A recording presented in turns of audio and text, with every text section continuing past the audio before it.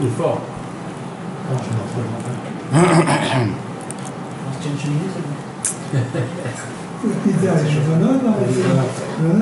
veux fermer si tu veux.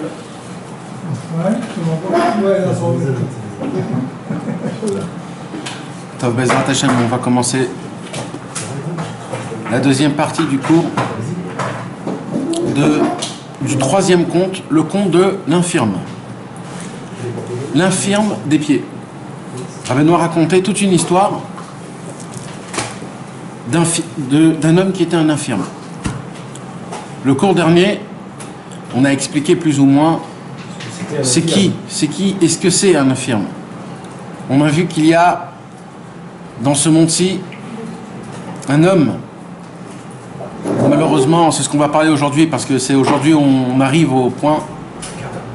Mais ce qu'on avait parlé, c'est qu'il y avait des infirmes. D'où vient l'infirme déjà, le premier, d'où ça vient cette... Et comme ça, on a donné les indications dans tout l'historique qui avait des problèmes de jambes. Et on voit que dans la racine, un infirme, c'est quelque chose, Chas v'Shalom, qui peut être très grave, mais d'un autre côté, qui peut être aussi très élevé. Ça dépend de comment tu vois les choses. David Ameler, il est appelé l'infirme. Pourquoi? Parce que le pauvre, là où il allait, on lui cassait les jambes.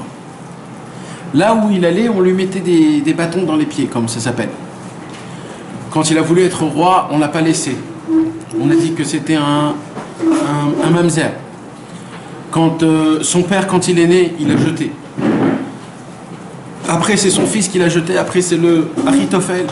Après, c'était le Sartsava de Shaoul. Et ainsi de suite.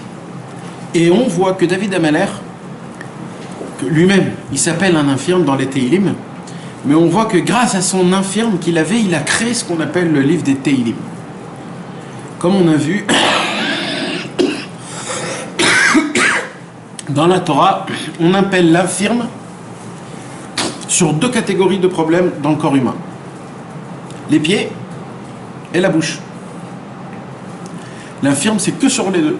Donc en fait, il y a un lien entre les pieds et la bouche, c'est quoi? C'est un homme qui ne veut pas utiliser sa bouche, c'est un infirme. Une personne qui est aveugle, elle est infirme. Alors, d'après la Torah, c'est ce que je suis en train de te dire. Le mot chiger, d'après la Torah, c'est que sur la bouche et les pieds. Pas un aveugle. Donc c'est pour ça que je vous ai dit que le mot l'infirme, c'est pas exactement le mot exact du mot chiger en hébreu.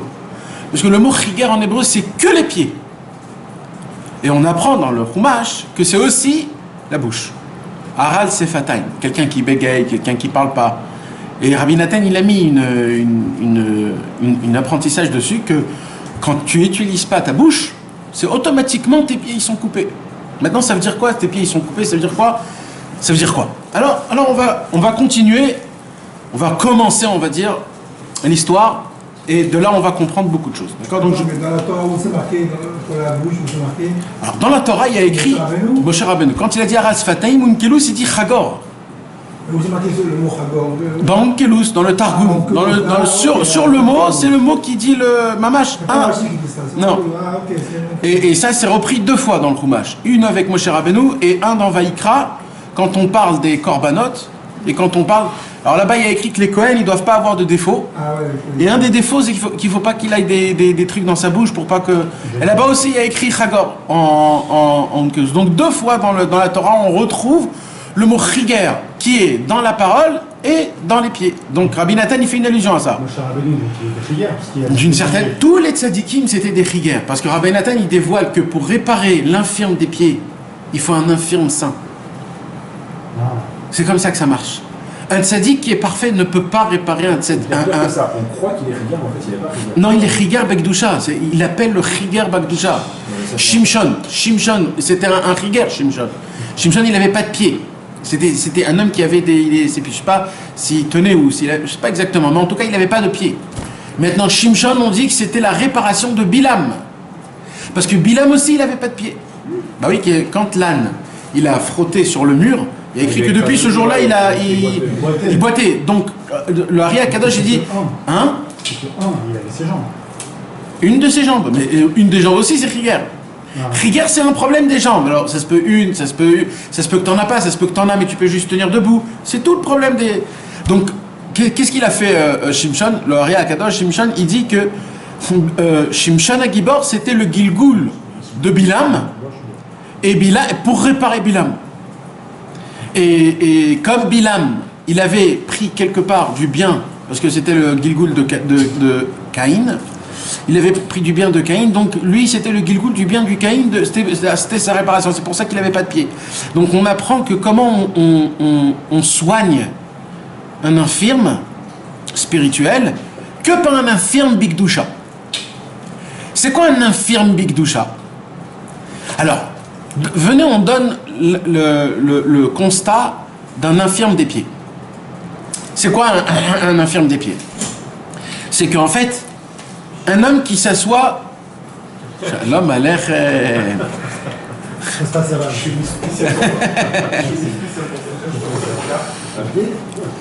Et quand... Il marche. Ouais.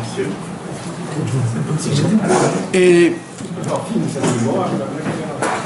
Alors maintenant, comment ça se passe? Je te rechange.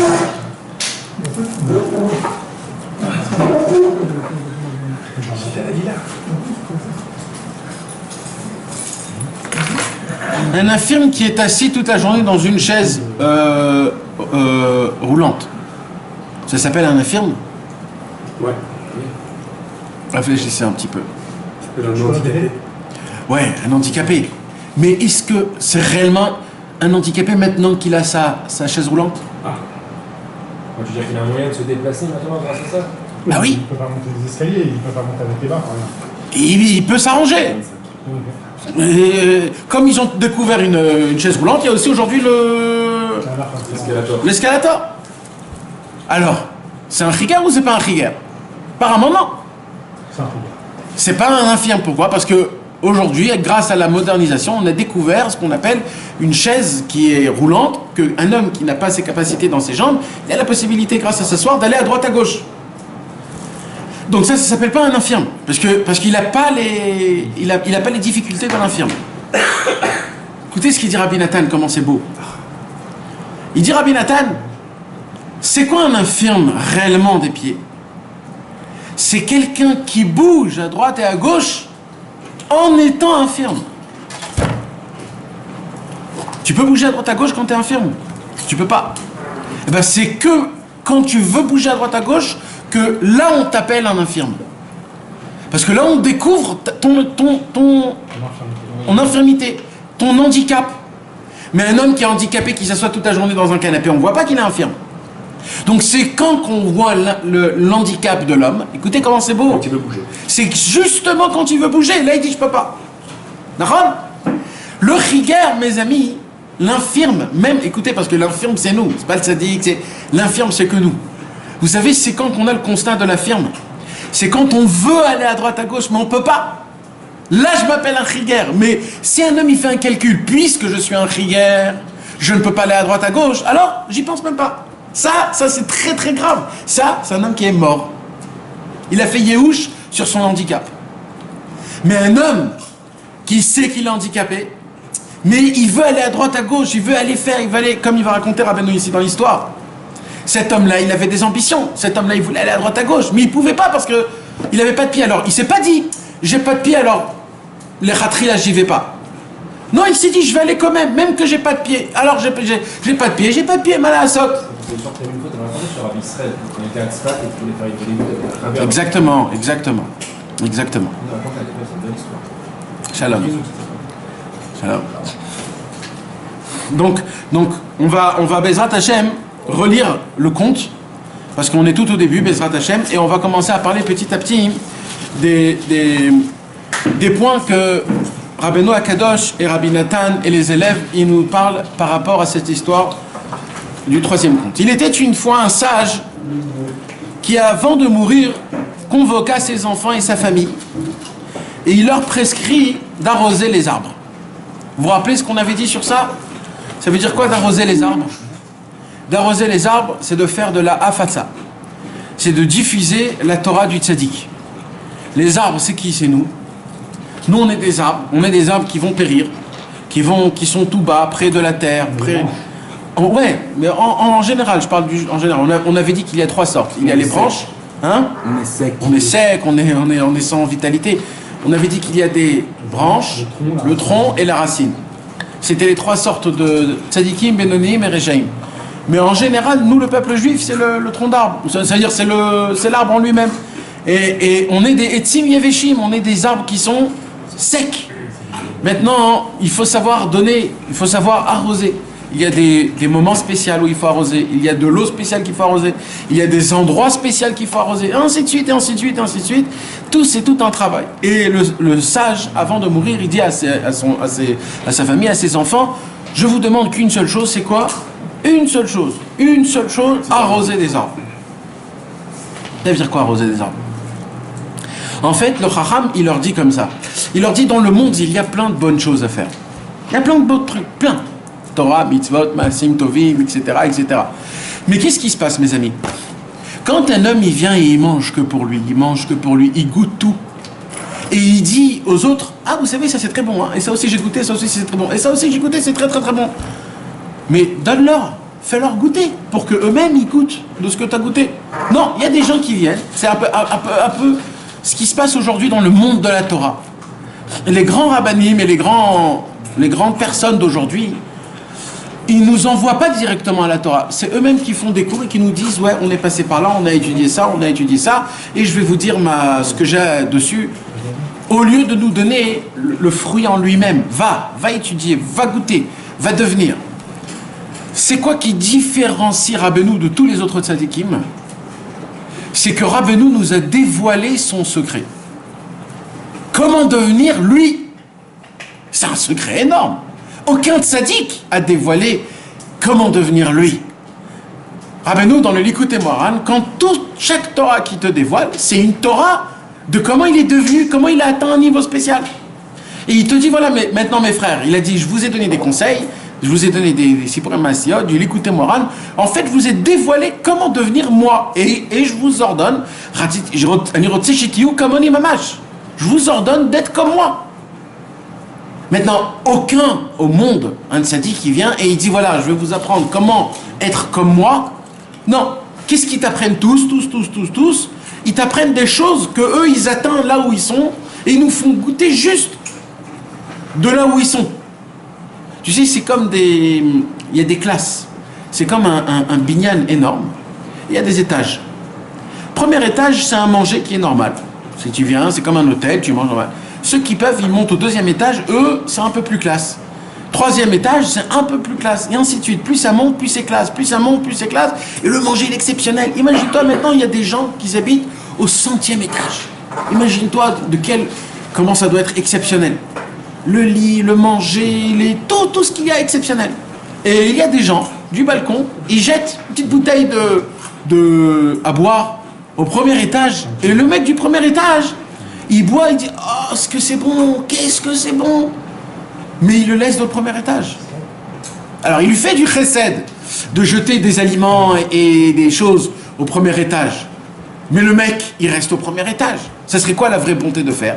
C'est que celui qui est au 100e, il apprend comment monter au 100e.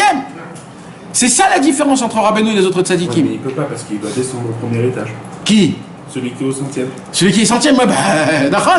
Il peut pas, il veut pas. Pourquoi vous... Ah ouais. Comment descendre de niveau après qu'on a goûté des choses comme ça? Il veut pas. Il veut pas. Ça se peut qu'il sait pas. Non mais voilà. Et c'est ça le problème. Maintenant le tzaddik, qu'est-ce qu'il te dit?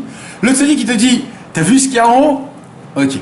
Alors maintenant je vais descendre et on va monter ensemble. Un par un, échelle par échelle, étage par étage, jusqu'à que toi et moi on va monter au 100e étage.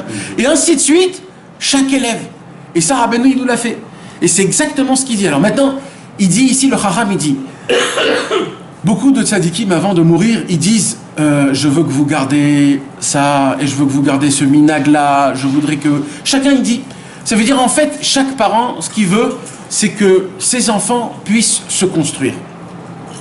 Beaucoup d'études de Torah, monter dans la Vodat Hashem. Mais il y a une chose qui manque, c'est quoi?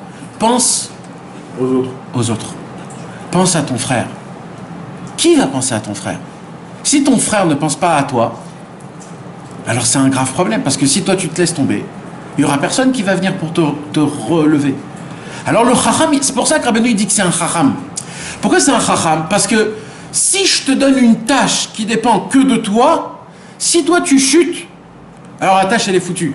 Mais si maintenant je donne la même tâche à deux personnes, si un il est faible, l'autre il va le ramener. Donc il y aura toujours un équilibre. Et c'est ça qu'il dit le chacham. Il dit le chacham, moi je veux une chose, quoi? Que toujours vous allez arroser les arbres. Ça veut dire quoi? Essayez de regarder chez votre ami comment il va, si ça va bien, s'il est bessimcha, si tu peux lui donner une parole de hitraskou, de le renforcer, si tu peux essayer de lui donner, de faire quelque chose avec lui, renforce-le, donne-lui de la Torah. Comme ça, lui, il va t'arroser, toi, tu vas l'arroser, et vous deux, vous allez pousser. Ça ne dépend pas que de toi, ça dépend de autrui. Et ça, c'est de la chorma. Ça ne dépend pas que de toi. C'est pour ça que Rabbeinu, il a dit qu'une des choses les plus importantes, chez nous, il a dit, c'est l'amour qu'on doit avoir l'un envers l'autre, d'essayer de regarder c'est quoi qui me manque. Parce que quand tu ne te préoccupes pas de ton prochain, et tu te préoccupes que de toi-même, c'est pas ça la Torah. Et malheureusement, on tombe énormément dans des choses comme ça, qu'on se préoccupe que de ma propre Torah, que de mon pratzot, que de mon hitbod des doutes, que de mon avodat Hashem, et tout le reste, ça tombe comme si qu'il n'y a rien. Non, nous on doit penser à quelque chose d'autre. Hier j'ai entendu une cassette de Rabbi Israël. Et là-bas, j'ai découvert un chidouche que j'avais pas vu avant, malgré que je l'avais entendu. Mais pour moi, c'était comme si que j'ai découvert hier soir. Et ça m'a ébloui, mamash. Rabbi Israël, il dit comme ça. Vous voulez savoir pourquoi Rabbeinu, c'est à lui qu'on lui a donné toutes les portes, toutes les clés, de la Teshuvah, de la Simcha, du Tikkun Abrit, des réparations qu'il fait dans le monde, de tout ce qu'il va faire et de tout ce qu'il fait. Pourquoi on lui a donné? Pourquoi ça a été lui qu'on a choisi? Pourquoi? Il dit Rabbi Israël, pourquoi? Makara, pourquoi c'est pas quelqu'un d'autre? Il dit, vous voulez savoir pourquoi? Il dit, parce qu'il y en a un seul, parmi tous les tzadikim, de toutes les générations, il y en a un seul que tellement il est amoureux du Ham Israël, que toute sa demande, c'était de voir qu'est-ce qu'il allait se passer avec chacun, en particulier du peuple juif, jusqu'à la venue du Mashiach. Et Rabbeinu, tellement il brûlait d'amour pour le Ham Israël, Dieu lui a exaucé de lui faire montrer ce qu'il allait se passer en général et en particulier avec le peuple juif jusqu'à la venue du Mashiach. Et quand il a vu ça, Rabbeinu, ce qu'il allait se passer, il a dit, alors là, je ne peux pas laisser ça tranquille. Et Rabbi Israël dit comme ça, puisque Rabbeinu, il a vu ce qu'il allait se passer avec chacun, alors quand tu sais ce qui va se passer avec chacun, tu vas chez Hachem Yitbarach et tu dis, mais Hachem Yitbarach, c'est pas possible. Et c'est rien que pour ça, en fait, Hachem, il attendait qu'il y a un tzaddik qui voie qu'est-ce qui allait se passer avec nous. En fait, il n'y en a pas un seul qui a demandé qu'est-ce qui allait se passer avec nous jusqu'à la fin de tous les temps. Comme Rabbeinu. Rabbeinu, ça a été le seul qui y brûlait de la Havat Israël pour chacun. De base, Rabbeinu, c'était pas son travail. De base, Rabbeinu a réparé le monde. De base, Rabbeinu, il avait un travail, mais d'un autre côté, il brûlait d'amour envers nous, l'homme Israël. Et parce qu'il brûlait d'amour envers nous, l'homme Israël, Akadosh Baruch Hu lui a donné tout ce que ça a fait de Rabbeinu, ce que ça a fait. Donc on voit que là, tout ce que a créé Rabbeinu, c'est quoi? C'est quand il a regardé autrui. Il ne s'est pas regardé que lui-même. Beaucoup de tzadikim, ils se regardent que eux-mêmes. Comment se construire, comment grandir, comment monter, comment avoir des perceptions divines, comment faire de l'avodat Hashem. Mais Akadosh Baruch Hu, il dit, ça y est, combien tu manges, combien tu te gaves. Fais-en, donnez aux autres, que les autres du Ham Israël, ils puissent eux sortir dans la rue et faire hitbod des doutes. Dieu, c'est leur travail à eux. C'est-à-dire, c'est leur travail à eux. Eux, ils veulent, je dis pas qu'ils pensent qu'à eux, mais ils veulent évoluer pour eux-mêmes. Mais on n'a pas le droit. Ils ne veulent pas apprendre le rôle de Rabbeinu. Mais non, mais c'est pas Rabbeinu, c'est pas un chidouche de Rabbeinu, ça. C'est écrit dans toute la Torah qu'on doit toujours penser aux autres, qu'on doit toujours donner aux autres. C'est pas un chidouche de Rabbeinu. C'est très connu, c'est hyper logique qu'un homme il doit penser à son autre. Rabbi Akiva, il a dit. Les modes à mettre la med et tout Chazal, tout ce qu'ils disent. C'est un truc qui est Maintenant, la question, c'est combien tu mets des forces. La dernière fois, tu avais dit que Rabbeinu, il faisait tout, non pas pour Am Israël, mais pour Hachem, tellement il aime Israël. Il avait l'amour de Am Israël, d'accord. Mais c'est pour Hachem qu'il fait, parce qu'il veut que Hachem il soit heureux. D'accord. Donc... Non, on ne pose pas des questions dans des autres cours, parce que chaque cours s'est construit d'une autre façon. Sipurim Massiot, c'est les Sipurim Massiot. C'est les deux, c'est vrai. C'est deux façons de comment regarder les choses. Et ça c'est vrai, et ça c'est vrai. Top. Alors maintenant, ce qui s'est passé, donc il lui dit de arroser les arbres. Donc de là, on comprend c'est quoi d'arroser les arbres, combien c'est important d'arroser les arbres. Je vous ai déjà parlé, mes amis, je le répète tellement c'est important. Rabbi Israël nous a pris dans les lettres qu'il a écrites, dans les premières lettres qu'il a écrites à Rabbi Shmuel Horvitz à l'époque quand il était jeune, où là-bas il découvre, il dit qu'il a appris de son maître Rabbi Israël coordonneur que toute la coordination de comment recevoir du tzaddik se fait entre deux élèves, entre un chaver et un chaver. Quand deux chaverim, quand deux personnes ont un cœur égal, qui veulent servir Hachem et qui parlent des paroles de Hirat Shamayim, à ce moment-là même, le tzaddik qui descend entre eux et c'est lui-même qui parle dans les bouches de ces deux chaverim-là. Comme ça, Rabbi Israël, il a fait de ça une des bases qui nous a appris, qui nous différencie, nous, de tous les autres Hassidei Breslev, c'est que Rabbeinu, il est toujours vivant et que le fait qu'un homme, il parle avec un ami, Behemet, avec Hirat Shamayim, c'est Mamash le tzaddik qui parle. Et c'est exactement ce que le Chacham a demandé. Le Chacham a demandé, puisque maintenant je vais mourir, comment vous voulez me ramener en bas? Arroser des arbres. Ça veut dire quoi, arroser des arbres? Essayer de regarder les autres juifs, d'essayer de s'occuper d'eux, d'essayer de leur donner ce qu'ils ont besoin spirituellement. Si quelqu'un a besoin d'entendre une parole de renforcement, essaye de lui donner une parole de renforcement. Un éveillement, et ainsi de suite, et ainsi de suite. Il dit le Chacham, vous pouvez également avoir d'autres occupations. Ça veut dire le Chacham, il dit là maintenant, vous pouvez faire des autres avodat Hashem. Vous pouvez, vous avez le droit. Mais efforcez-vous de toujours arroser des arbres. Il faut que votre but soit ramener les enfants loin vers Hachem. Les ramener. Plus qu'on peut. Si tu peux pas, si tu n'as pas les capacités, alors à ton ami. Raconte-lui des fois comment ça se passe, comment des fois c'est dur. Aujourd'hui je suis tombé en colère, oh là comment je suis pas bon. Alors ton ami il va dire c'est pas grave, reprends dès le début. Ce qui s'est passé, maintenant c'est le futur. Regarde pas. Des fois on ne sait pas ce qu'une parole elle peut renouveler quelqu'un, un sourire, on peut pas, même des paroles les plus simples. Puis le sage mourut. Voilà, on est arrivé là, le cours dernier. Le sage, il est mort. Mais là, on dirait que la principale préoccupation qu'il voulait qu'on soit dans la fête ça tout le temps, en fait. A priori, quelle nouvelle de 30 il dit, faites arroser des arbres, et si vous voulez faire autre chose, vous pouvez. Donc il y a folle, et après il revient encore une fois sur ça. Vous voyez, mais je pense que comme ça, on est dans le c'est le cas, c'est pas pour ça que Rabbi Israël il a dit que c'était la avodat Hashem la plus importante. L'Aïkar, c'est la Fatsa. C'est dévoiler le dada du tzaddik. Il y a folle, c'est plus que tout. Vraiment, c'est ce que je dois faire. Je dois faire 20 heures par jour, ça. Malé Vegadish, il faut que le monde entier soit rempli du dada de Rabbi. Un homme, il doit étudier normalement dans le Hémet, comment ça doit se passer. C'est que les enfants, quand ils sont à l'école, jusqu'à qu'ils se marient, et quand ils vont à la yeshiva, le maximum qu'ils doivent faire, c'est d'étudier le maximum de Torah. Parce que réellement, Al-Pi Rabbeinu, réellement, la vraie masse de Torah que tu apprends dans ta vie, d'après Rabbeinu, quand je parle d'un normal, pas des balais, tu vois, c'est depuis que tu rentres à la yeshiva jusqu'à que tu te maries. C'est la masse que tu reçois. Avec ce que tu as reçu cette période-là, c'est avec ça que tu vas combattre plus tard. Parce que plus tard, tu ne dois pas t'asseoir dans un kollel et étudier jour et nuit. C'est pas ça que Rabbeinu nous a demandé. Rabbeinu, il veut que tu sois un combattant dans l'armée. Et que tu sois un combattant dans la guerre. Et dans le combat dehors, tu sors dehors. Tu dois parler avec des gens, tu dois rapprocher des gens. Maintenant, tu rapproches des gens, pourquoi? Pas parce que toi, tu es meilleur que lui. Parce que tout le monde doit le faire. Et comment toi, tu veux te rapprocher? En rapprochant quelqu'un, toi, tu te rapproches. Pas parce que tu es meilleur que quelqu'un, parce que ça fait partie du concept. Après, on doit faire des danses, on doit chanter et danser. On doit faire une bodédou dans la forêt. On sort beaucoup, on est en dehors, on n'est pas dans le Beth Knesset, dans le Beth Midrash. Alors comment tu reçois tes forces? Alors tu reçois tes forces plus ou moins avec la bikiout que tu as appris quand tu étais jeune. Et tous les jours, la Vodat Hashem que tu te fais, ton Seder, le Likutei Tfilot, les Teilim, les Sifrei Rabbeinu, que tu fais tous les jours, c'est ça qui va te donner des aides que Rabbeinu, il va te conduire dans ton chemin.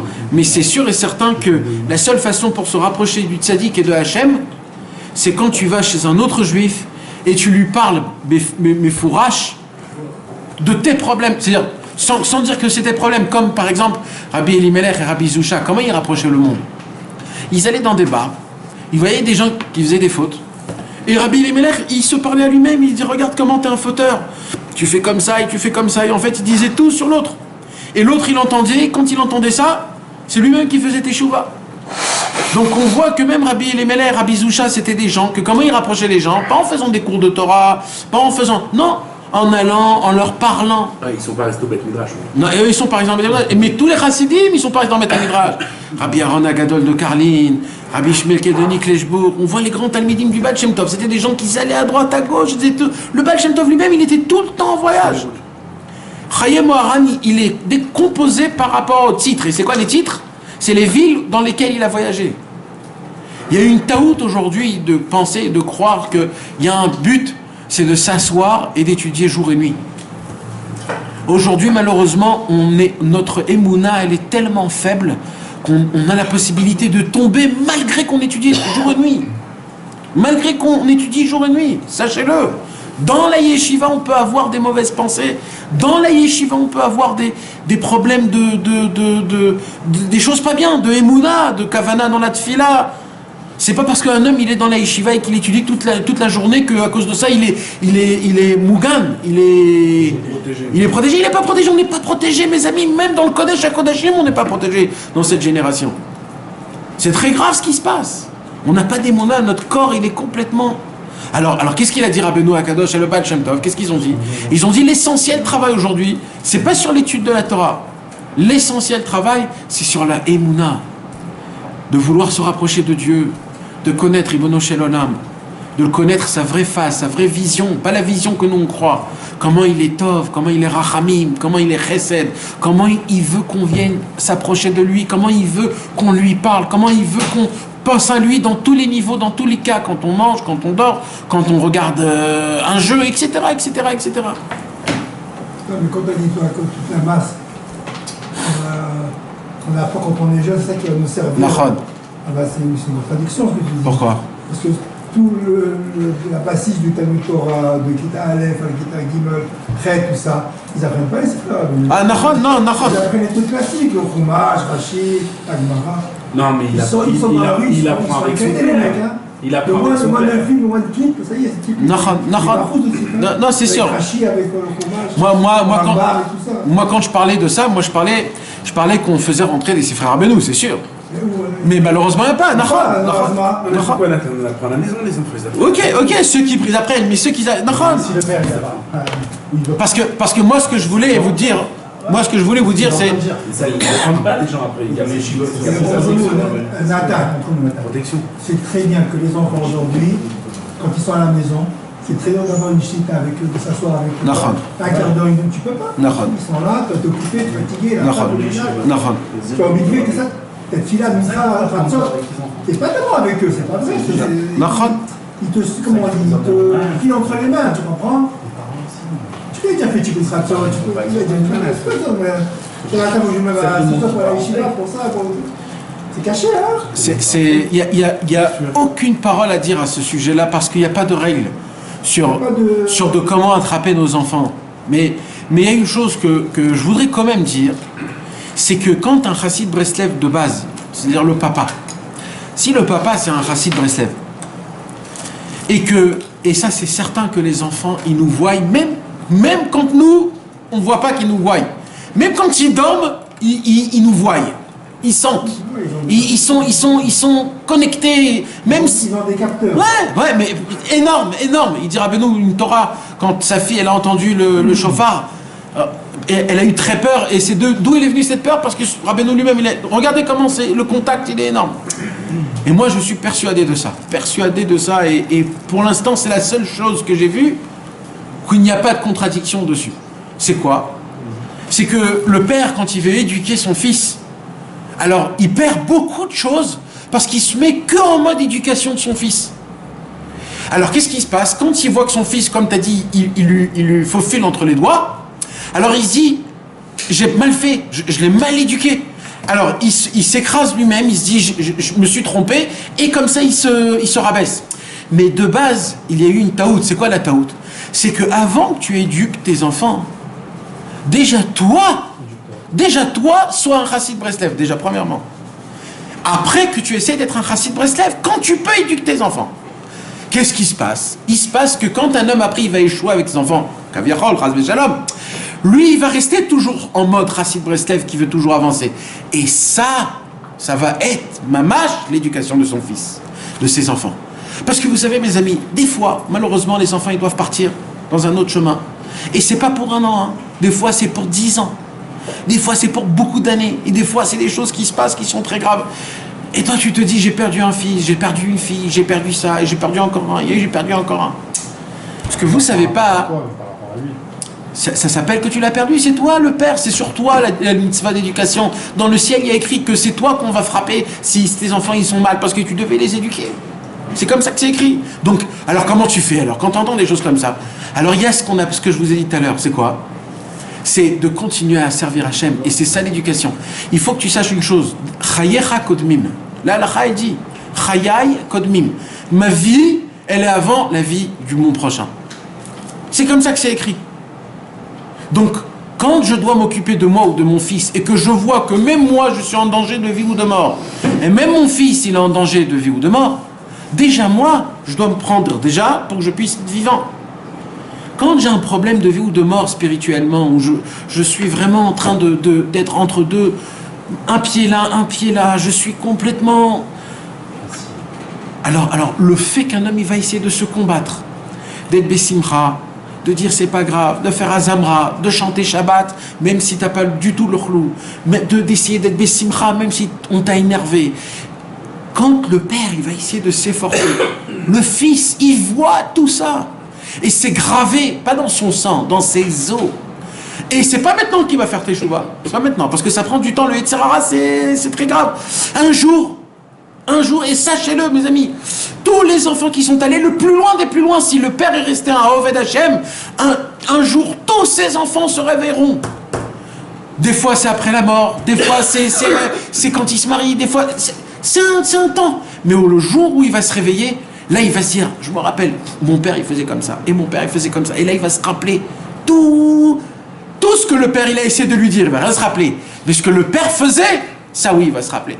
Donc, à la fin du compte, c'est quoi qui reste gravé dans la mémoire des enfants? C'est comment le père, il réagit, comment il se conduit, comment il parle à sa femme, comment il essaye. Il se réveille le matin tard, il se dit, allez, je vais aller à la synagogue, je vais pas, bon, allez, j'y vais. Ça, il va se rappeler toute sa vie, le fils, il va se rappeler. Même s'il n'a pas fait avec sa bouche, il sait, il est connecté, il voit. Quand il a envie de gronder, de crier, de frapper, il se prend sur soi-même, il se dit, allez, il ne faut pas que je tombe dans le casse. Ça fait graver les enfants de devenir des bonnes personnes.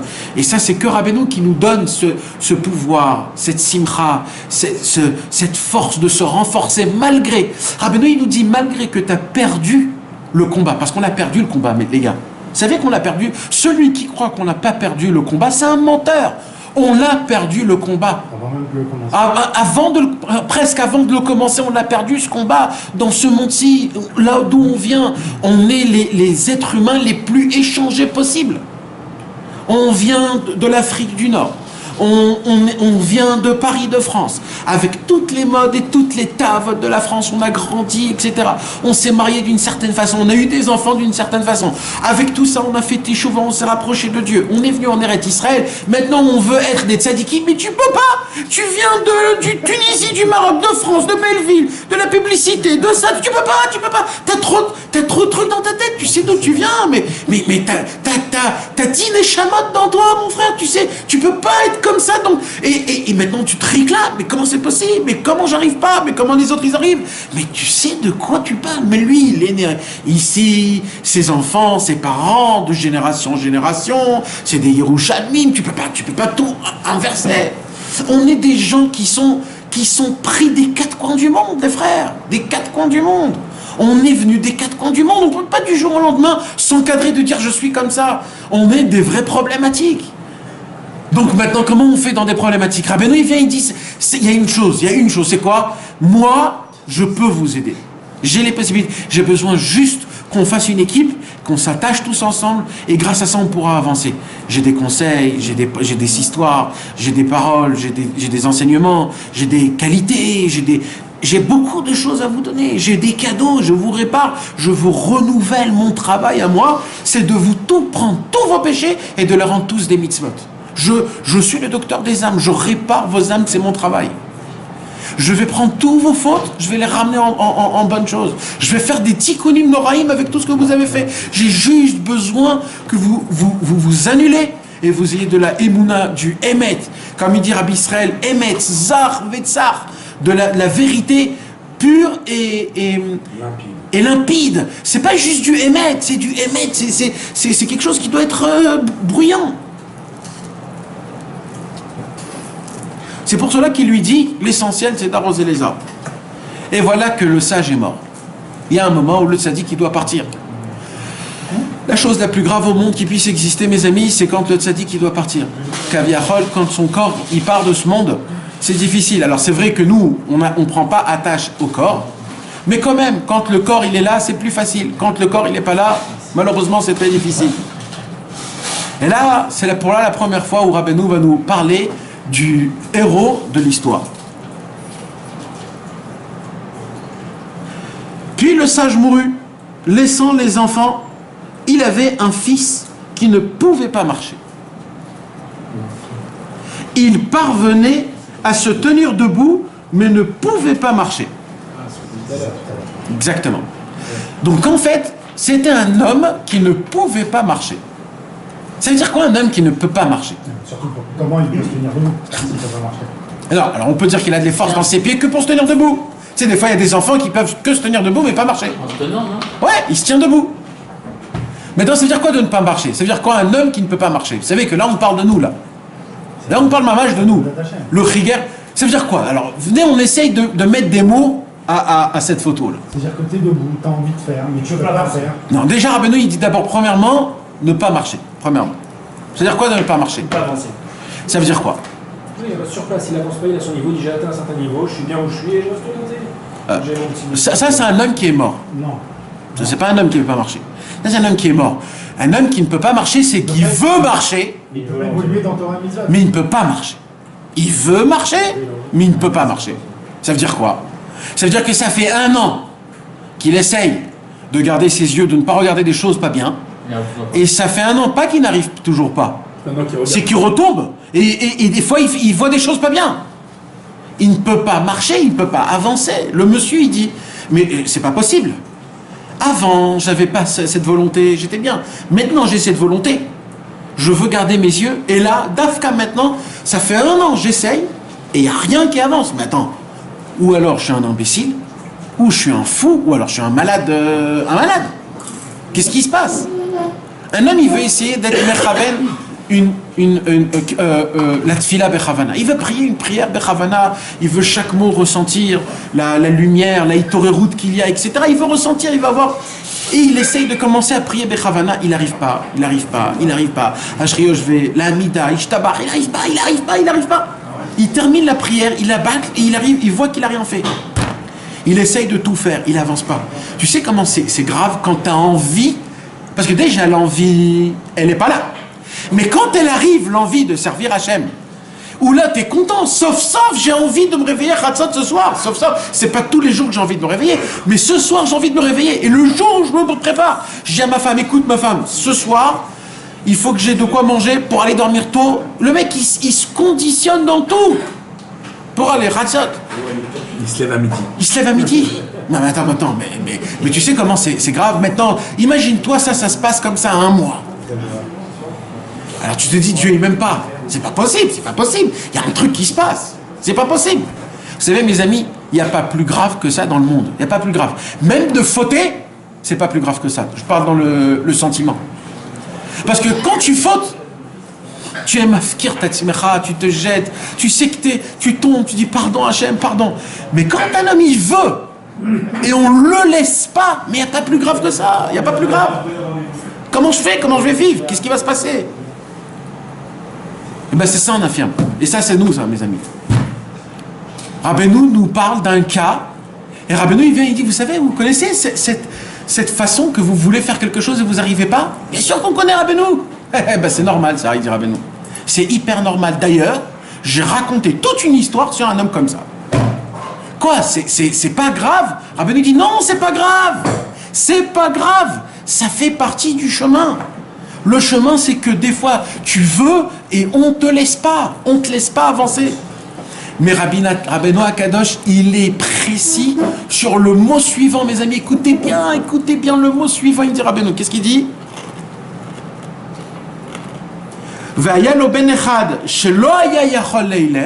Il avait un fils qui ne pouvait pas marcher. Mais il pouvait se tenir debout. Ça veut dire quoi? Ishtaprut hanefesh. Qui essaie tout le temps quand même. Qu'est-ce qu'il me dit Ishtaprut hanefesh? Man achiz krava beyadoy man denatzach. Le Zohar HaKadosh il pose la question c'est qui le vainqueur? Behemet le vainqueur. C'est qui le vrai vainqueur dans un combat? Il y a deux personnes. D'accord? Il y a deux personnes qui font de la boxe. Un il boxe, un il boxe. Un il boxe, un il boxe, jusqu'à que un il tombe. Boum. C'est qui est le vainqueur? Celui qui reste debout. Celui qui reste debout. Maintenant, imagine-toi le mec qui est tombé. Il se relève debout. Maintenant, il est complètement KO. Il sait qu'il ne va jamais donner un coup parce qu'il est complètement perturbé. Mais il y a une chose qu'il sait, c'est quoi? Moi, il faut que je me remette debout. Et lui, il se lève. Et lui, il lui met des coups, Bon, mais retombe. Et lui, il se dit, moi, il faut que je reste debout. Et il se remet debout. Maintenant, il se remet debout, pourquoi? Reste par terre. Tu vas te prendre tout dans ta tête, tu vas t'en prendre. Non, jamais tomber. Je reste debout. Et il revient, et il lui redonne des coups, et il retombe. En fait, ce que vous ne savez pas, c'est que le coaching du mec, en fait, il lui a dit dans l'oreille, tu sais, le but du jeu, c'est pas qui est-ce qui va boxer plus, c'est qui va rester debout. Donc en fait, lui dans son but, il s'en fout qu'il s'en prend des coups. Lui c'est une seule chose, il sait qu'il faut qu'il soit debout. Ça c'est Rabbeinu mes amis. Rabbeinu il est venu dans ce monde et il a dit l'essentiel aujourd'hui c'est pas de boxer mieux ou pas, c'est de ne jamais tomber. Et si tu tombes, remets-toi debout. Ne jamais rester par terre. Et là le Zohar HaKadosh, c'est ça qu'il dit Rabbeinu sur ce Zohar. Qu'est-ce qu'il dit le Zohar? C'est qui le vainqueur? C'est celui qui garde dans sa main l'épée. Même qu'il est par terre, il est en train de mourir, le sang il coule, mais il tient encore l'épée, c'est lui le vainqueur. Pourquoi? Parce que lui il dit, moi, je lâche pas la guerre. Lui, maintenant qu'il m'a tué, il lâche la guerre, il lâche le combat. Mais moi, même qu'on m'a anéanti, le combat je le garde. Alors quoi, il n'y a pas de limite? La limite, c'est le cercueil. Même après. Même après. Mais oui, mon frère, on n'est pas venu dans ce monde-ci pour comment Rabbi Israël il a appelé le cercueil? Il a appelé le cercueil Malon Tov, un bon hôtel, c'est un hôtel. Quand on va t'enterrer, ça sera ça un hôtel, ça sera ton hôtel. Là, tu pourras dire je suis en vacances. Mais avant, t'es en avodat Hashem tout le temps. Tout le temps, Rabbi Israël il dit Kol Rega, Yetzerara, Otzelera, Gotanu. Kol Rega, il disait Bilchama. Kol Rega. Il y a En Rega Belopega, il dit En Malasot, qu'est-ce que tu veux? Alors comment tu fais? Tu t'attaches au tzaddik que lui il fait pour toi la guerre. Mais là, pourquoi ce conte il est exceptionnel? Parce que ce conte il parle que de nous. Et ce conte nous comprend, et nous on se comprend quand on lit ça. Rabbeinu il dit, tu sais quoi? Si tu es un homme qui ne sait pas avancer dans la Avodat Hashem, je te demande qu'une seule chose, quoi? Tiens-toi debout. À chaque fois que tu tombes, tiens-toi debout. Tout le temps remets-toi debout. Jamais laisse la place à quelqu'un d'autre. Remets-toi debout, renforce-toi. Tu as mal prié, ne te laisse pas tomber. Remets-toi sur pied. C'est-à-dire quoi se remettre sur pied? Quand un homme il tombe de son cheval, qu'est-ce qu'on lui dit tout de suite?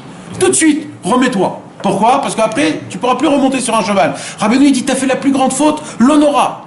Prends tout de suite, dis un Perek Teilim. Dis un Perek Teilim, Mismor le David, Hashem, Roy le Echa. Dis, Shiv Techa ou Mishan Techa, Ema Enachamoni. Dis ces choses-là. Tu vas voir comment d'un coup tout va s'ouvrir.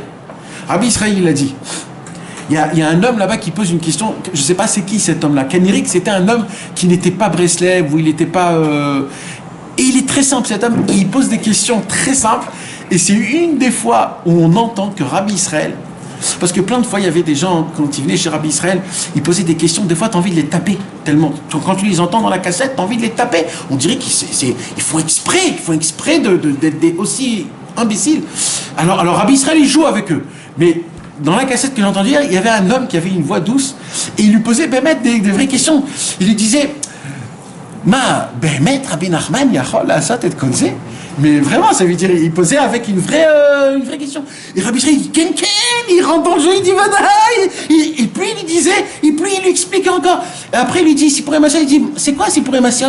Il dit, t'as jamais entendu Sipuré Massiot? Il dit, non. Il dit, il faut vite acheter le Sipuré Massiot. Et là, il commence à parler du Sipuré Massiot, et ainsi de suite, ainsi de suite. Mais qui sont là-bas, qu'est-ce qu'il lui dit? Là-bas, Rabbi Israël, il lui dit, j'ai oublié ce que je voulais vous dire. Non. Ah là là. Le gars, il était sincère. Oui, il était sincère, c'est pour cela que...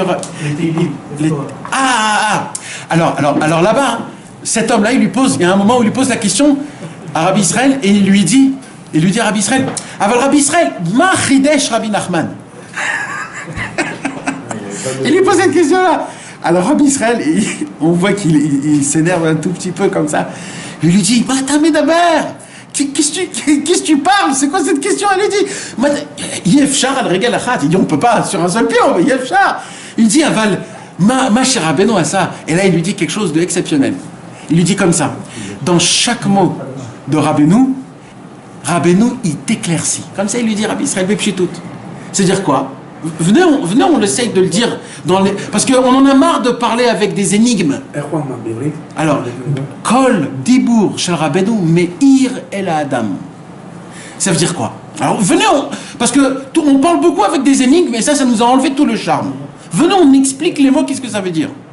Rabbeinu Akadosh a créé un nouveau concept. Le nouveau iPhone S121, je sais pas quoi. C'est un nouveau truc. C'est quoi le nouveau truc? C'est que il a fait descendre un enseignement que quand tu le mets par écrit et qu'un homme, un être humain ouvre son livre et qui pose ses yeux sur le mot et qui le dit, à ce moment-là, c'est comme si qu'il a appuyé sur un point et ce bouton-là a ouvert une lumière qui lui éclaircit sur cet homme pour lui enlever l'obscurité de ce monde-ci. C'est ce que ça veut dire tout simplement. Maintenant, il dit Rabbeinu, Kol Dibour, il dit Rabbi Israël, Kol Dibour, chaque parole c'est une autre lumière. Et il dit Rabbeinu, alors il lui dit Machidesh, alors il dit Machidesh, va ouvrir les livres, commence à lire et tu verras ce qu'il fait Rabbeinu. Ça veut dire j'ai pas besoin de te dire, va le voir tout seul, tu vas lire, tu vas voir la lumière que Rabbeinu il te jette sur toi-même. Maintenant Rabbi Israël lui dit, Vema sheraita yom, machar zechadash legamre. La lumière que tu as reçue aujourd'hui, demain tu reprends le même contexte, tu l'appuies, c'est une nouvelle lumière. Et ça c'est Bechol Dibour Vedibour Shel Rabbeinu. Alors, c'est quoi? C'est Rabbeinu, c'est ça Rabbeinu, c'est Kolasman Chadash Legamre, c'est Kolasman Meir Legamre, c'est éclairci, ça donne de l'espoir, ça donne de l'envie, ça donne de la joie, c'est que ça le émet, c'est pas le fait, il y a des gens, il y a là-bas un rave, je ne veux pas dire le nom, il y a un rave qui vient, j'ai compris ce truc-là, pour la première, je l'ai entendu plusieurs fois, mais rien qu'hier soir, je l'ai compris, il y a un rave qui vient, il venait de France. Il est venu voir Rabbi Israël, alors il vient chez Rabbi Israël, il dit Rabbi Israël, quand un homme il se rapproche de Rabbeinu, c'est quoi le livre qu'on doit lui donner en premier? Tu sais, c'est les questions typiques France, il y a à l'époque, il y a Hasra, les folies qu'on était dedans. Oui, mais non, ça c'est les questions des Français anciens, qu'ils ont tout besoin que ça soit encadré. Et il lui pose la question là-bas, combien de temps il faut pour ça? Combien de temps il faut? Et là-bas, qu'est-ce qu'il lui dit Rabbi Israël? Alors Rabbi Israël lui répond, mais alors pas du tout. Il lui répond pas du tout. Et il lui parle de la grandeur. Mais à la fin, il lui dit, sans lui dire, il lui dit comme ça, c'est-à-dire il lui habille la réponse. Il lui dit, mais il n'y a pas de livre pour commencer. Et il dit, Tsarich rak davar echad, il faut qu'une seule chose, il dit Rabbi Israël.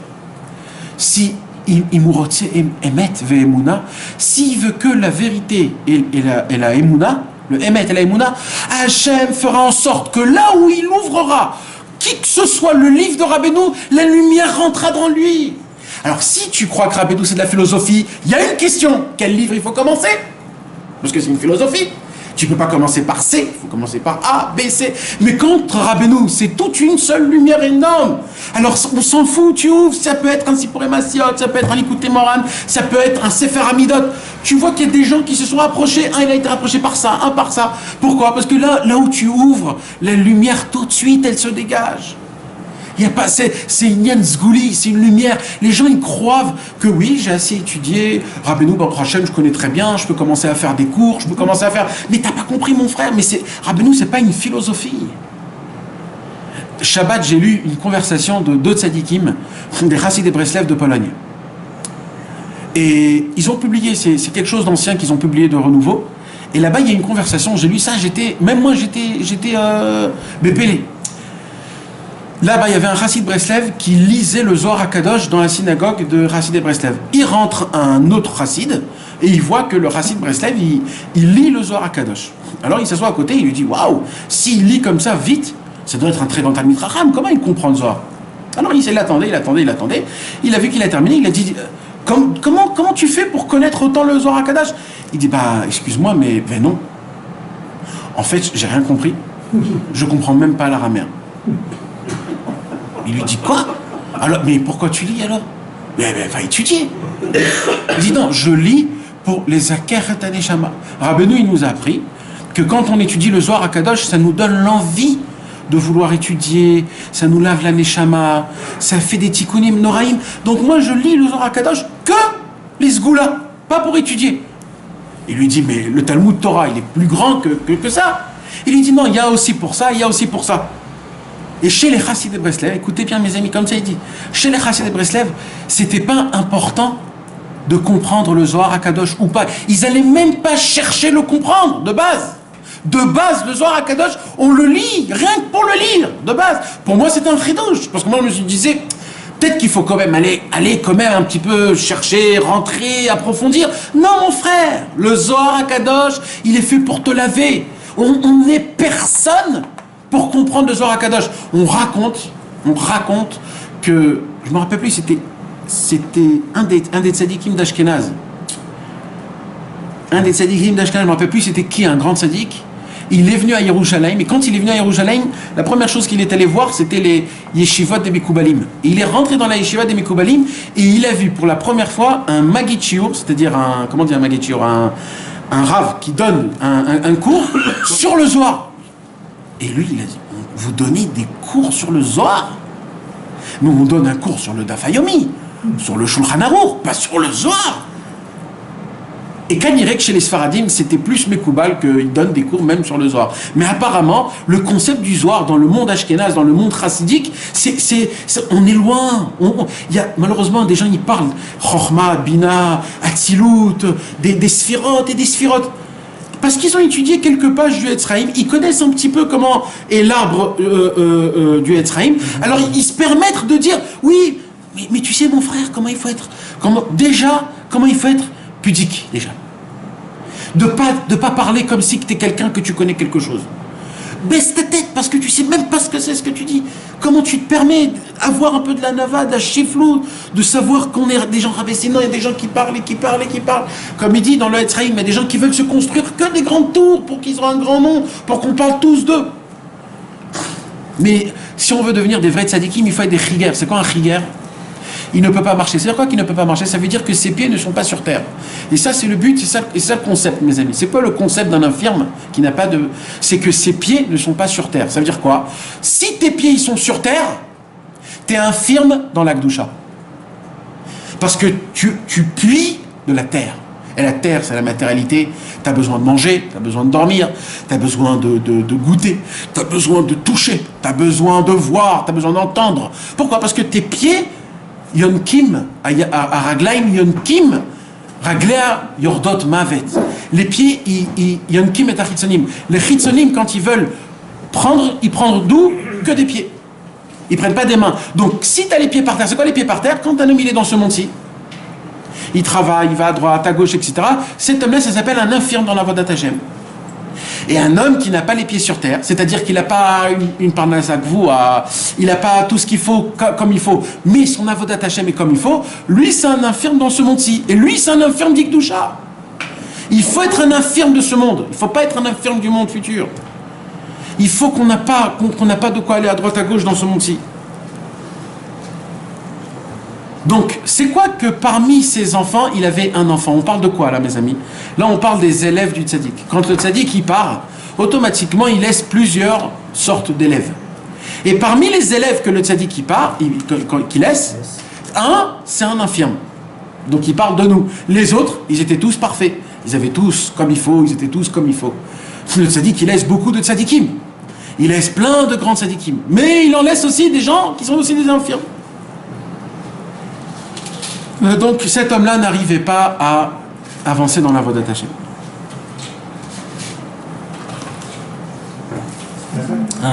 C'est quoi un infirme d'Igdoucha? C'est-à-dire qu'il n'a pas les pieds sur terre? C'est-à-dire que c'est bien ou c'est pas bien?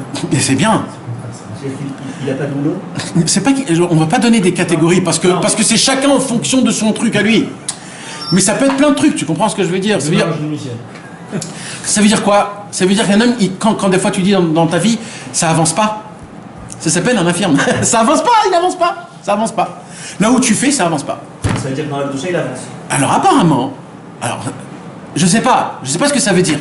Mais si lui, il fait en sorte que ça avance pas que c'est tout seul. S'il fait en sorte que il veut pas avoir, par exemple, je te donne un exemple. Un homme, il a besoin de 10 000 shekels pour vivre un mois. D'accord? Imagine-toi ce jour-là, un monsieur, il arrive le premier jour du mois et il a eu une embellie, il a gagné ses 10 000. Il a eu une embellie. Donc maintenant, en fait, il n'a pas besoin d'aller au travail. Mais il se dit, maintenant que j'ai les 10 000, je vais me faire 20 000. Et je vais travailler tout le mois. Ça, c'est quelqu'un où ses pieds ils sont bien dans terre. Parce que lui, il veut gagner le maximum. Un vrai homme qui est infirme dans ce monde-ci et qui veut être dans la voie d'Hachem, il se dit, waouh, Hachem, c'est une embellie, j'ai mis 10 000. Maintenant, j'ai un mois libre pour la voie d'Hachem. Et là, il va faire son avodat Hachem. Pourquoi? Parce qu'il sait. Plus 100. J'ai même pas fait de Messirut Nefesh là. Là, j'ai rien fait. Là, j'ai fait un truc hyper logique. Le Messirut Nefesh, c'est quelqu'un qui va dire non, moi, je vais vivre avec 5 000. Allez, encore plus bas. Tu comprends? Mais là, le monsieur, il n'a même pas fait Messirut. Et nous, on n'est même pas ça, nous. Nous, on cherche toujours de gagner un peu plus, de faire un peu plus. Notre but, il doit être qu'une seule chose. L'Akir et Hachem Yitbarach. On doit connaître Dieu. Dieu, il doit être dans notre cœur, ça doit nous peser quand je vais faire pour me rapprocher, quand je vais faire, c'est quand Kratzot. Mes amis, Rabbi Israël Cordonneur, il a dit, un homme, il doit avancer de niveau en niveau. Et le premier niveau, pour devenir un chassid Breslev, le premier niveau, c'est Kratzot. On ne doit pas l'avaler, cette parole-là. On ne peut pas avancer. Si on ne le prend pas et on ne fait pas avec ça quelque chose, on a un réel problème. Tu ne peux pas après poser des questions.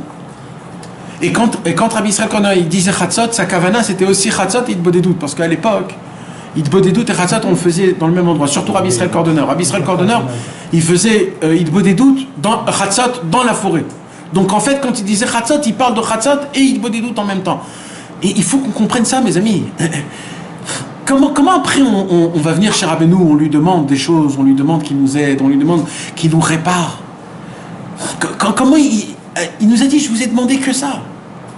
Restez réveillés même, limite, restez réveillés juste pour faire Chatzot. Même faisez Chatzot d'une pas bien, mais faites-le, c'est quoi? Ne le faites pas, mais pensez-y. Au moins avant d'aller dormir, au moins une chose. Mettez le réveil. Même ça c'est difficile. Dis, juste quand tu es en train de dormir, avant de dormir, tu dis à Hachem, je voudrais bien que tu me réveilles à Chatzot. C'est tout. Même pas le réveil, ne le mets pas le réveil. Des fois le réveil c'est encore très dur. Juste dis à Hachem, fais-moi réveiller à Chatzot. C'est tout, au moins un pas, mais quelque chose. Mais on peut pas, mais c'est très grave. Maintenant qu'on connaît cette parole, c'est très grave. Si on ne fait pas pour, on est vraiment c'est grave. בקיצור, אחר כך נפטר החכם, הניח בנים, והיה לו בן אחד שלא היה יכול ללך, והיה יכול לעמוד, רק שלא יכול ללך. והיו אחיו, écoutez bien, והיו אחיו נותנים לו סיפוק די פרנסתו, והיו מספקים אותו כל כך עד שנשאר לו. c'était qui? Alors, qu'est-ce qui se passait? Pendant ce temps-là, comme le papa, il est parti de ce monde, alors les frères de l'infirme, comme ils voyaient que l'infirme, il était handicapé, qu'il ne pouvait pas avoir de parnassa, alors les frères de l'infirme, ils se sont dit, on va tous l'aider, financièrement, puisqu'il ne peut pas, il est handicapé, et voilà, et Bezrat Hashem, maintenant l'handicapé, l'infirme, c'était un homme qui dépensait pas beaucoup d'argent. Alors tout ce qu'il recevait comme argent, il dépensait vraiment le minimum, et il gardait tout. Il gardait tout cet argent pour garder, parce que va savoir dans le futur. C'est quoi ça, mes amis? Ça, mes amis, cet homme-là qui est infirme. Comment un infirme, dans la Vodat Hashem, il peut avancer dans la Vodat Hashem? Que par une chose. Quand le tzaddik, il part de ce monde, comment on peut se renforcer? Comment? À qui? Comment? Aux élèves. Aux élèves du tzaddik. Quand le tzaddik il tombe et il part de ce monde-ci, qu'est-ce que tu fais? Tout de suite, tu te rapproches des élèves. Un jour, on a posé la question à Rabbi Israël, c'est qui? Parce que dans le Likutei Moharan, il y a écrit tzaddik. Alors on sait que quand il y a écrit tzaddik, tzaddik à Emet, c'est Rabbeinu Akadosh. Mais c'est qui les... Quand Rabbeinu il dit à tzaddikim, ou alors tzaddik ador, ou alors à chachamim, c'est qui cela? Alors Rabbi Israël il a dit c'est Rabbeinu ve'anashav. Amitim. C'est Rabbeinu et son équipe. Et moi, vous savez, ça m'a décliqué un déclic quand il a dit ça, Rabbi Israël. Mamash, ça m'a décliqué un déclic. Avant, peut-être, je le connaissais, mais d'un coup, je l'ai perçu, cette chose. C'est quoi? Comment je peux vous l'expliquer, ça? Vous savez, je vais vous expliquer ça avec un autre truc. Les Havdil. Vous savez, quand on a attrapé... comment il s'appelle, là, celui qui... Eichmann. Quand on a attrapé Eichmann et qu'on l'a fait ici le jugement, alors ils ont appelé des gens, des rescapés de la Shoah, qu'ils ont connus et qui connaissent des choses qu'il a fait pour témoigner contre Eichmann. Et une des personnes qu'ils ont amenées dans le témoignage, dans le jugement, c'était un homme qui s'appelait Yechiel Dinour. Son nom, il a écrit plein de livres sur la Shoah. Son nom de livre, il s'appelle Katsetnik. C'est le premier qui a écrit sur la Shoah. Il a écrit 7 livres. Ces livres ont été traduits dans toutes les langues. Ça fait partie des livres les plus foudroyants qui existent sur la Shoah. Lui, il n'a pas eu peur d'écrire les choses. Il les a dit d'une manière comme c'était, sans faire des belles paroles. Et ils ont appelé cet homme. Et ça, mes amis, vous pouvez le voir sur YouTube. C'est filmé. Le juge, il lui pose la question à Yechiel Dinour. Il lui pose 2-3 petites questions d'abord. Et après, qu'est-ce qu'il lui dit? Il lui dit, décrivez-moi l'atmosphère à la Shoah, à Varsovie, là-bas. Et là, il s'évanouit. Les docteurs, ils viennent, ils le remettent, ils s'assoient. Et il dit, vous pouvez continuer, on peut continuer le jugement? Il a dit oui. Alors il lui pose une deuxième question. Il lui dit, comment était l'environnement entre vous, les Juifs, dans les ghettos? Entre vous, pas avec les Allemands, entre vous. Et là, il commence à regarder comme ça, et on voit, hein, c'est filmé. Et boum, il retombe. Il s'évanouit, deuxième fois. Bam! Et les ambulances, le truc, ils essayent, bam, ils se remettent, ils repoussent le mishpat. Ils remettent le mishpat, et ils reposent une même question, et là, sa figure se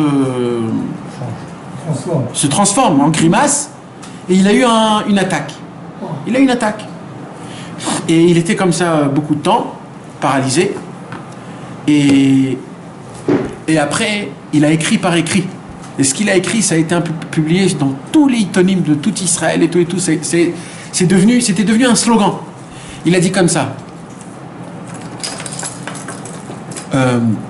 Cette planète qui s'appelle Auschwitz n'est pas dans le système solaire. Les gens ou le peuple qui s'appelle les Allemands ne font pas partie des êtres humains malgré leur ressemblance humaine sur terre. Et comme ça, il a fait un développement sur chaque chose, comme quoi, je peux vous décrire tout ce que vous voudriez, mais jamais vous pourriez comprendre ce que c'était la chose. Jamais. Aucun homme ne peut comprendre avec tous les mots, avec tout ce qu'on peut décrire, avec tout ce qu'on peut essayer de ramener comme papier, comme photo. Personne, jamais on pourra comprendre ce qui s'est passé pendant 6 ans là-bas. Personne. Donc n'essayez pas.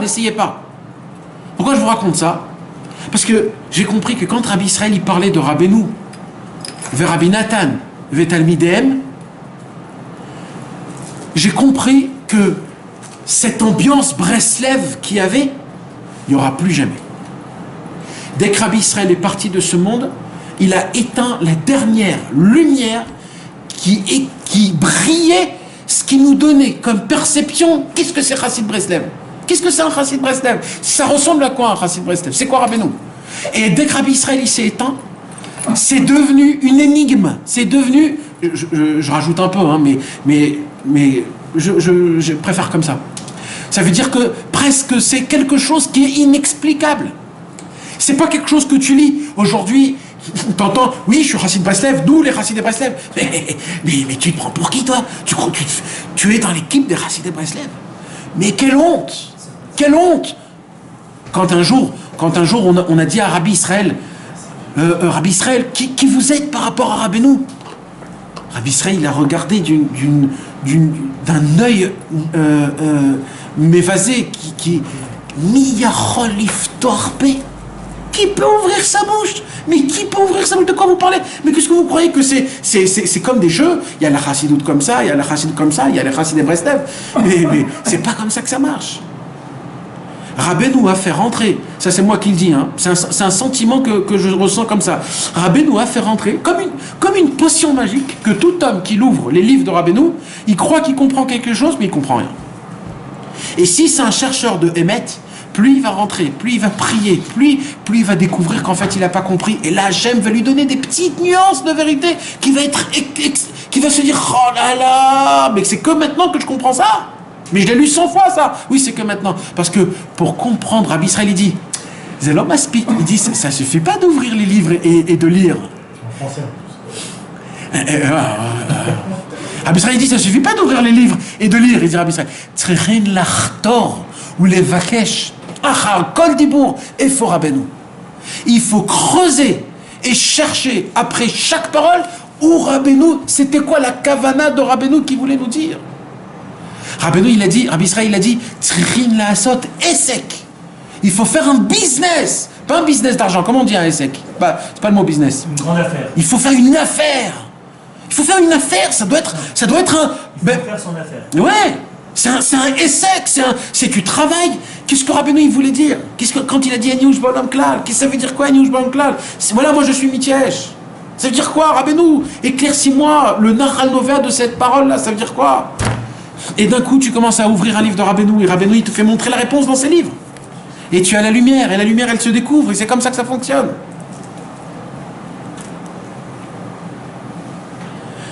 Donc quand un homme, le tzaddik, qui part de ce monde-ci, c'est quoi la seule chose qu'il nous reste? Il nous reste les chaverim. Il nous reste les amis. C'est pour ça que c'est tellement important de se donner coude l'un pour l'autre. La tot, shechem, katef la shechem. Quand tu vois quelqu'un qui a besoin d'une épaule, épaule-lui. Sois à côté de lui. Dis-lui, tu veux pas qu'on va ici, tu veux pas qu'on sorte, tu veux pas qu'on parle, on s'assoit, on boit un petit café, on parle un peu de Rabbeinu.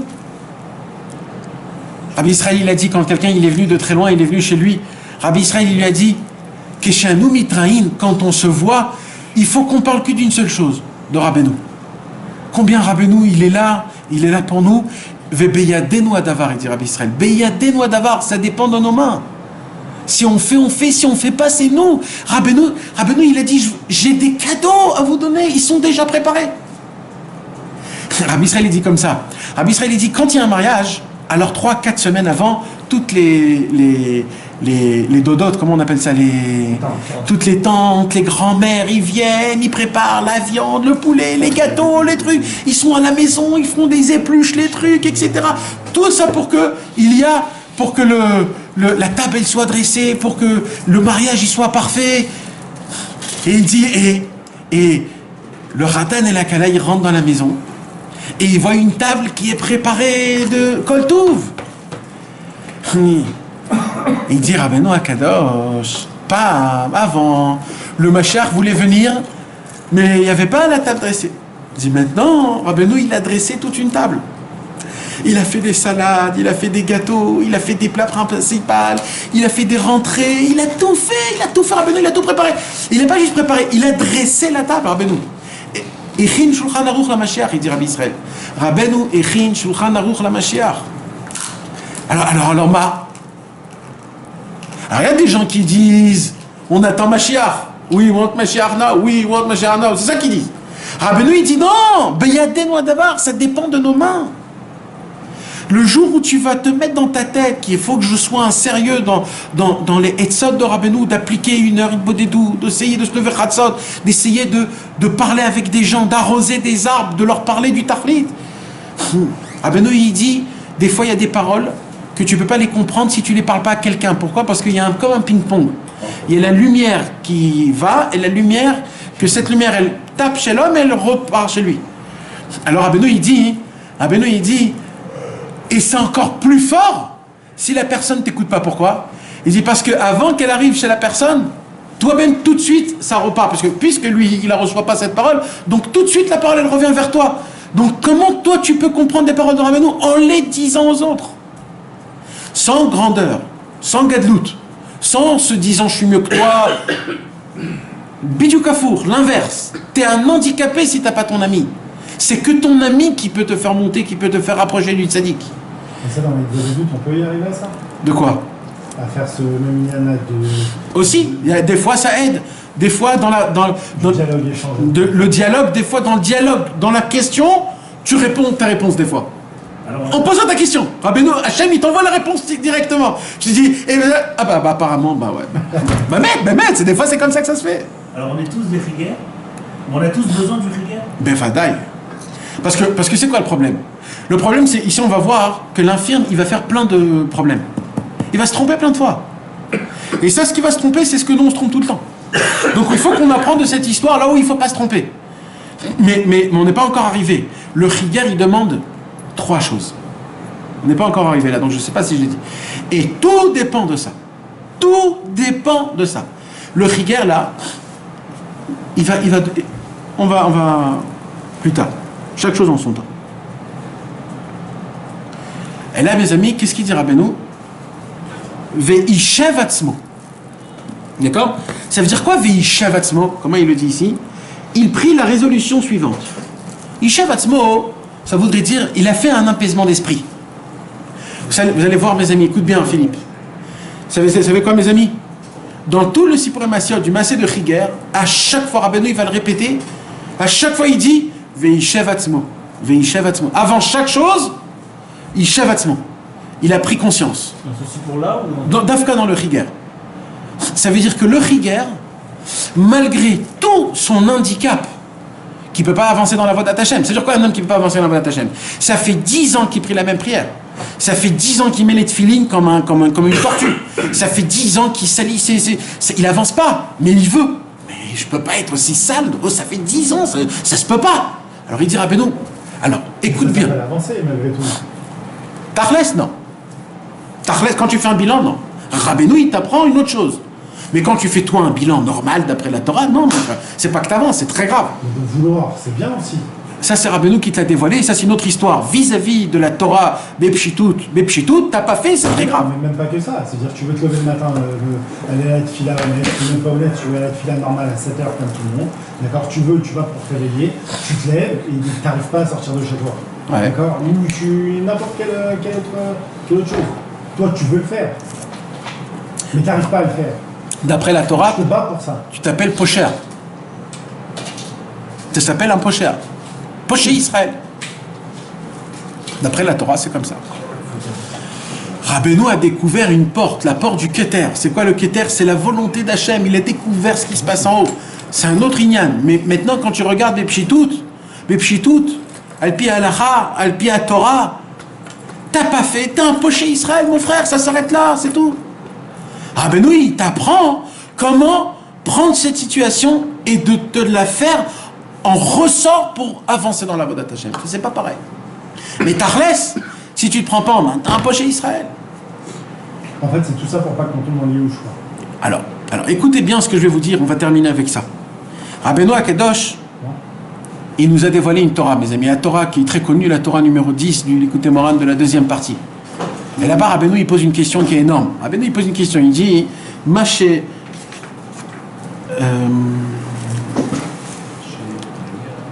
À gauche. L'autre, bien. Il est bien celui-là. À ta droite. Voilà. Écoutez, mes amis, cette parole. Parce que Rabbeinu, quand il dit ça, c'est le Emet la Hamito.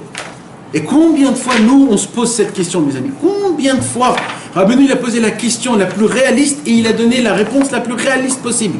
Et Mamash, ça nous parle Mamash dans notre Avodat Hashem. Ma she'olam rechokim Hashem yitbarach. Quelle est la raison pour laquelle un homme est loin de Dieu? Apparemment, c'est le Chiger. Le Chiger, qu'est-ce qu'il se dit? Pourquoi je suis loin d'Hachem? Pourquoi je n'arrive pas à avancer? Pourquoi je reste le même? Pourquoi tous les soirs, je me dis, demain, je vais me lever tôt, et tous les matins, je me réveille tard, et je rate tous les jours, c'est comme ça, comment c'est possible? Comment c'est possible que j'essaye de garder mes pensées, j'essaye de garder mes yeux, j'essaye de bien prier, et tout le temps ça? Alors Rabbeinu il pose la question, Ma she'olam rechokim Hashem yitbarach. Le fait qu'un homme est loin de Dieu. Et Rabbeinu il insiste, qu'est-ce qu'il dit? Ve'enam mitkarvim elav yitbarach. C'est-à-dire quoi ve'enam mitkarvim? C'est qu'ils ont la possibilité de se rapprocher. C'est pas qu'ils n'arrivent pas. Mais ils ne se rapprochent pas. Ça veut dire là, Rabbeinu il insiste sur le point que c'est pas quelque chose que tu n'arrives pas. C'est par exemple quelqu'un, il a la flemme de mettre les téfilines, Chas v'Shalom. Il a la flemme. Alors il se lève le matin, il dit bon, le matin, il prend ses téfilines avec lui et toute la journée il est avec ses téfilines. Il va à droite à gauche, il le travaille, maintenant il peut mettre les téfilines. Mabaya. Il s'arrête 5 minutes, il met ses tefs. Mais non, mais pas maintenant, plus tard. Bam,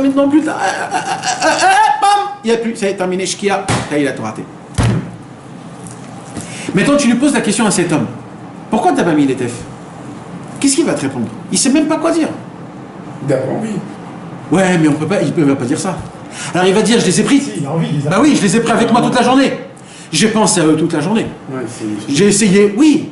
Mais ça veut dire quand même. Alors Rabbeinu il dit, tu voulais que je vous apprenne quelque chose de nouveau? Eh ben, il ne pouvait pas mettre cet effet. Il ne pouvait pas. Et pareil pour toute la féroce qu'on fait, qu'on essaye d'arrêter, on ne peut pas. Vous voulez savoir pourquoi on n'arrive pas à évoluer? Il dit Rabbeinu, c'est hyper simple, il dit Rabbeinu.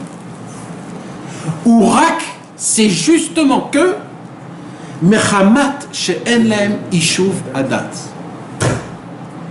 Rien que parce qu'un homme, il n'essaye pas de faire le ishuv adat. C'est quoi ishuv adat? Il n'essaye pas d'arrêter tout d'un coup, tout son déluge de sa journée. Ce vent-là qui d'essayer de faire stop, de s'asseoir dans une chaise et de faire le bilan. Attends, qu'est-ce qui se passe là? Pourquoi je cours autant? Le travail, j'ai pas de quoi manger pour demain, pour après-demain. J'ai de quoi manger pour demain, après-demain. Alors, c'est pas aussi grave que ça. C'est pas aussi grave que ça. J'ai déjà pour 2-3 jours. J'ai même pour 1 mois. J'ai même de côté à la banque. Donc ça va. On dirait que je cours dans mon travail comme si que ma vie en dépend. Comme si qu'un amico. Ça va. Alors déjà il faut que je mette c'est quoi le plus important? Peut-être maintenant, par exemple, peut-être ma femme a besoin de moi. Pourquoi je reste au travail? Pourquoi je vais continuer à travailler? Peut-être maintenant, mes enfants ont besoin de moi. Peut-être la maison, elle est plus importante maintenant que le travail. C'est quand même une question. Peut-être il faut poser la question. Et tu sais quoi? Je vais me poser un peu plus de questions. Qu'est-ce que j'ai fait aujourd'hui pour ma neshama? Il faut quand même un minimum. Tout le monde est obligé d'un minimum pour sa neshama. Un minimum de Torah, de Teilim, de Tfila. Minimum. Qu'est-ce que j'ai fait aujourd'hui? Hier, qu'est-ce que j'ai fait? Avant-hier, qu'est-ce que j'ai fait? C'est quand la dernière fois où j'ai parlé à Hachem? Pourquoi je me prends ma tête comme ça? Qu'est-ce qui se passe? Qu'est-ce que le Yetzer Hara ne veut pas que je regarde ou que je fasse attention, qui me prend autant la tête? C'est quoi? Peut-être le Tachlit de ce monde-ci, qu'on est venu dans ce monde-ci que pour connaître Hachem, que pour essayer de se rapprocher. que pour essayer de connaître la bonté, l'amour que Hachem a envers nous. Et là, je cours après quoi? Après de l'argent. Et là, un homme, il commence à avoir du ishuvadat. Et il se dit, c'est quoi le plus important? C'est vrai, pourquoi réellement il faut courir toute la journée? Pourquoi moi je cours pas? Alors Rabbeinu il dit Ve'enam meyashvin atzman. Je répète, regardez comment Rabbeinu il dit les choses. Urak mechamat she'en lahem ishuvadat ve'enam meyashvin atzman. Il se répète. En lahem ishuvadat ve'enam meyashvin atzman. Il a la possibilité de le faire. Pareil, comme ce qu'on a dit en haut. En haut, qu'est-ce qu'on a dit? Quand tu es loin, tu ne te rapproches pas. Pourquoi il a dit quand les gens ils sont loin de Dieu et qu'ils n'arrivent pas à se rapprocher? C'est la même chose. Qu'est-ce qu'on a dit là? On a dit il y a des gens qui ne peuvent pas se rapprocher. Et il y a des gens qui peuvent se rapprocher mais qui ne se rapprochent pas. Pareil pour là. Il y a des gens qui n'arrivent pas à faire Ishuvadat. Et il y a des gens qui arrivent à faire Ishuvadat mais qui ne le font pas même s'ils ont envie de le faire. Vaïkar, il dit Rabbeinu, l'essentiel, l'ishtadel, d'essayer, le yashev atzmo etev, d'essayer de réfléchir, de se poser dans l'esprit, de se poser des questions. Ma atachlit mikol atavot ou mikol inyane olamazé. Un homme, par exemple, il a des folies de jouer des jeux vidéo. Il y a des gens comme ça qui ont des maladies. Ils sont obligés de jouer des jeux vidéo des heures et des heures par jour. Limite même des journées. Quand un homme... Alors, là, je voudrais faire en application. Ok, Ishuvadat. Le jeu me prend toute la journée. Pourquoi? Est-ce que c'est important le jeu? Non. Ça me donne de la simcha le jeu? Apparemment, pas spécialement. Ça me prend mon temps? Oui. Et ça, tu aimes? Oui. Donc en fait, c'est pas le jeu que j'aime. C'est le fait que j'ai un endroit à m'évader. Et c'est comment je m'évade? En jouant des jeux. Pourquoi je veux m'évader? Qu'est-ce qu'il y a de mal dans ma vie que je veux m'évader? Je suis marié, je suis comme ça, je gagne comme ça. Mais moi, dans mes rêves, je voulais être comment?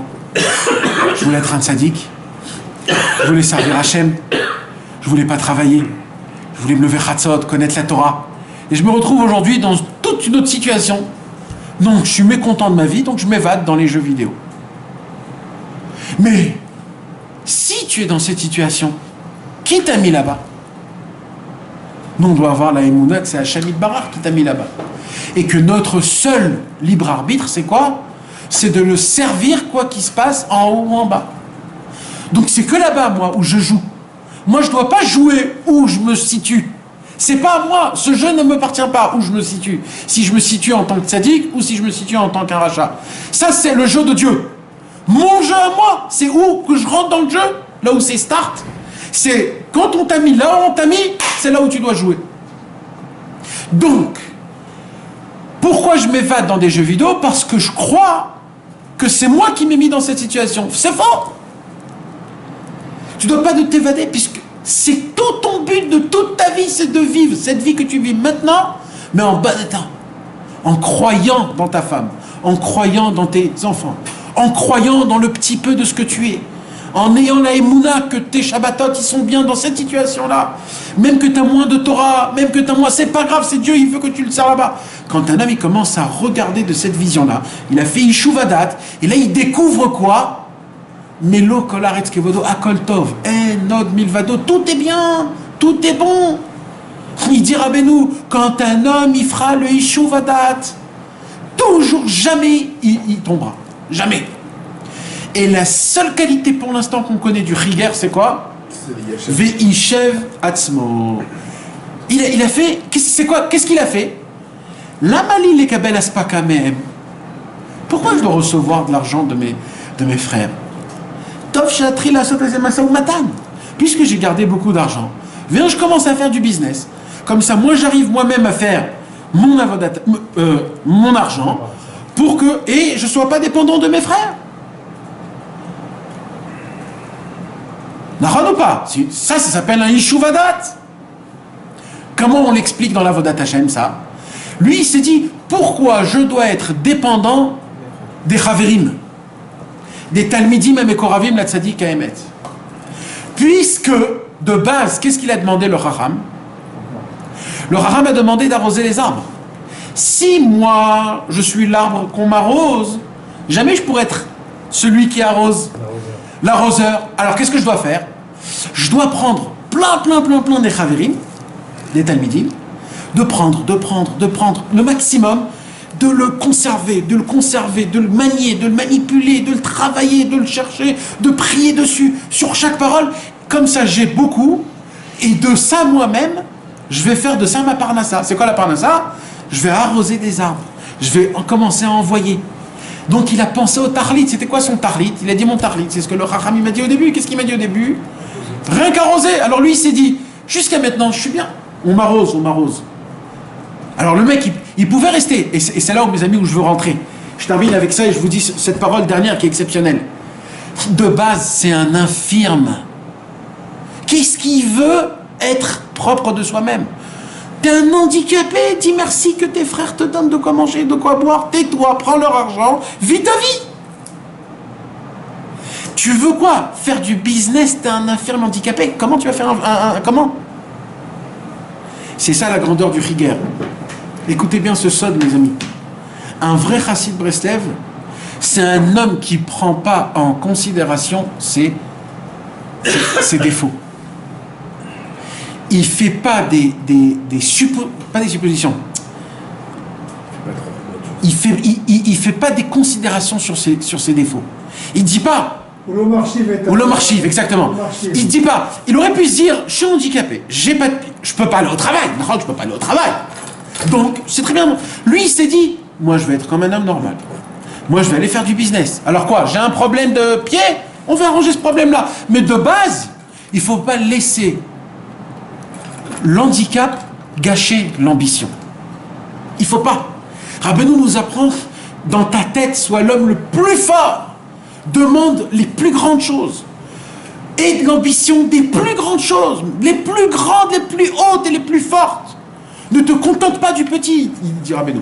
Même que tu as des défauts et que tu as des handicaps, aie toujours la volonté du plus grand et ne considère pas les mauvaises choses, que les grandes choses. Et c'est ce qu'il a fait le Rigueur. Et grâce à ça, le Rigueur, à la fin du compte, il a été complètement guéri, le Rigueur.